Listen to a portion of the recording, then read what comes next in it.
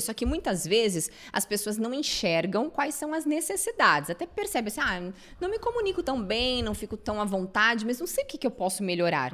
De que forma fazer essa autoanálise, mesmo sem a ajuda de um profissional que é totalmente diferente, mas dá para ter uma ideia. Você pode aproveitar para se filmar. Hoje em dia todo mundo tem celular que filma. Então coloca lá o seu celular, fala um pouco sobre você, conta uma história e depois assista essa filmagem, observando pontos fortes da sua comunicação e pontos que você pode melhorar. Que pontos, Fernanda? Recursos verbais, o seu conteúdo. Você tinha um objetivo, você cumpriu esse objetivo nesse vídeo, que era falar sobre esse assunto, deixou alguma informação? Você foi objetivo? O seu tempo acabou e você não conseguiu terminar a história? Nossa, que pode acontecer isso. A gente se envolve ali, o tempo voa. E com relação ao não verbal, como foi a sua voz? O que é uma voz ruim para falar em público, para se comunicar, para se relacionar com as pessoas? É aquela voz que é muito linear, que você quase não tem nenhuma expressividade. Eu digo, boa tarde, começa, tô muito feliz de falar aqui com você, tô bem animada aqui hoje, nesse dia ensolarado, espero que você também. Assim. Muita! E parece que a pessoa tá sempre, né, naquela bad, né? Meio... muda a marcha, né? Tá sempre mal-humorada, desmotivada, e isso acaba contaminando as pessoas próximas também, né? Tem gente que até evita conversar com quem fala dessa forma. Então, um dos atributos da voz é a melodia, a maneira como eu enfatizo as informações, que é um ponto que você pode observar. Outra coisa, as pausas que você usa no discurso. São pausas silenciosas ou preenchidas por sons? Hoje eu quero falar para você sobre o gesto e a importância dele que... aí você vai pensar assim, acho que a Fernanda nunca falou sobre esse assunto, não tem propriedade nenhuma. E as pessoas recebem de uma maneira muito negativa essas pausas preenchidas. Outro detalhe, a velocidade de fala. Qual é a melhor velocidade? A variada. Horas eu falo mais acelerado para motivar, entusiasmar a minha audiência. E horas eu falo mais devagar. Para quê? Para ressaltar uma informação. O volume da voz. Você se adequa ao ambiente em que você está? Por exemplo, tem gente que fala bem baixinho assim, que são pessoas mais introvertidas, não se sentem tão à vontade. Fala, quê? Fala mais alto. E outros já falam desse jeito, meio agressivo. Isso. E acabam soando também, não pelas palavras, mas pela forma de que essa mensagem é agressiva, vai ferir o outro, vai incomodar. É meio que como se eu invadisse o espaço da outra pessoa com o volume da minha voz. Então, é um outro ponto de atenção durante a comunicação. E a expressão não verbal relacionada ao corpo. Você usa gestos durante a fala ou você fica assim travado lá no seu vídeo? Ou você exagera e movimenta desse jeito que quase derruba o copo e parece que tá meio descontrolado? O ideal é que o meu gesto combine com a informação que eu estou compartilhando. Esses são alguns pontos gerais que quem assistir aqui o nosso podcast já pode fazer uma lista ali de recursos para conseguir se autoanalisar. E que gostoso é você falando, Fernanda, porque eu consegui imaginar na minha cabeça os dois tipos. Porta-vozes que eu já ouvi falar que cometem esses erros, né, entre aspas. Sim. E também pessoas que atendem tudo isso, né? Por exemplo, você estava falando do lance de pausa, gestual correto e tudo mais. Na minha cabeça veio na hora o Barack Obama.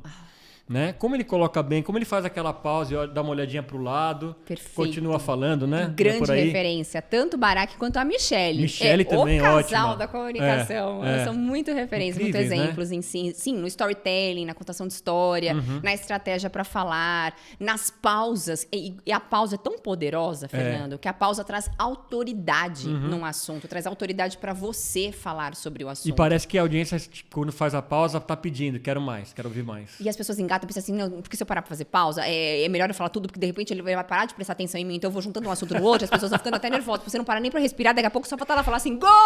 Narrador de futebol de rádio. E até a veinha do pescoço fica saltada. Agora você tocou no lance que eu acho que tem muito, que é muito precioso, que é o lance do carisma. Dá então para a pessoa que não é tão carismática passar um pouquinho a ser mais carismática para falar? Como é que vocês tratam isso? Com certeza. E tem até estudo que valida isso. Por exemplo, comparando a comunicação do Bill Gates com o Steve Jobs. Tá. E Steve Jobs não era tão carismático, né? Para quem assistiu os documentários, mas Sim. no palco ele era outra pessoa.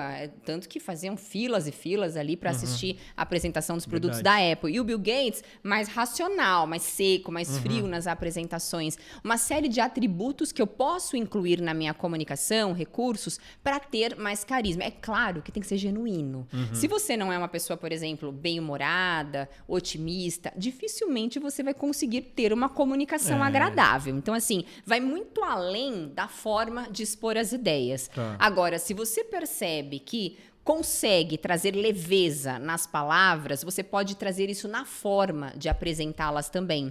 Hoje em dia, a gente acaba investindo muito no conteúdo, que são as hard skills, né? As habilidades técnicas. Faz o curso, faz o MBA, aprende o idioma. E o nosso conteúdo, que nem um baúzinho, fica cheio, assim, cheio o baúzinho. Só que a forma de você apresentar esse conteúdo é mais ou menos, é sem carisma, é aquela comunicação mais agressiva, com um tom de voz ríspido, com gestos que não são coerentes. E dessa forma, você desvaloriza todo o conteúdo que você tem. Tá. É como se eu não tivesse no mesmo nível e com isso eu empobreço aquela argumentação. E o carisma é essencial para isso. O carisma abre portas para melhores relacionamentos, para ter uma carteira maior de clientes, para ter novas oportunidades de crescer profissionalmente. Ninguém quer contratar um novo colaborador que é desmotivado, que é pessimista, que tudo é ruim, Sim. que só enxerga o lado negativo das coisas. Eu quero alguém que seja otimista, que veja o copo cheio ali, veja também o copo vazio, que sabe enxergar as coisas com outro olhar. Por isso o carisma é essencial e pode ser desenvolvido. Tá. Agora, outro ponto legal que eu também, enfim, com o tempo fui estudando, treinando porta-voz, observando e me auto-observando também. Hoje eu estava gravando um vídeo de manhã, eu fiquei observando se eu estava mexendo muito a mão. Qual que é o lance dos gestos, né? O quanto a gente pode fazer e eu fiquei sabendo que tem alguns até que é perigoso que a gente faça, que em outras sociedades podem significar coisas absurdas, né? Sim. Dá para dar alguns exemplos para a gente de coisa que a gente evitar de qualquer jeito? Aqui no Brasil, que é o mais comum pra gente, tem uma posição, um gesto que nós usamos, que é chamada de posição neutra, que é onde nós repousamos as mãos entre um gesto e outro. E essa posição neutra é bastante comum, só que ela tem um sentido obsceno na comunicação. E aí agora todo mundo vai ficar de olho em todo mundo por aí, que é o seguinte, quando nós unimos os dedos assim, isso não tem problema nenhum. Só que quando o gesto desce dessa forma, isso é um gesto obsceno aqui na nossa cultura, então não precisa nem ir longe. Aqui isso já acontece. E aí, qual que é o problema de trazer esse gesto? É que você está falando de um assunto sério, apresentando um número, falando ali com um grupo de pessoas numa reunião e faz esse gesto, a atenção das pessoas pode ser completamente diferente. Aí acabou sua credibilidade. Fora os celulares nas mãos das pessoas. Vai começar a rir, vai virar meme. Então, assim, são alguns movimentos que a gente deve evitar.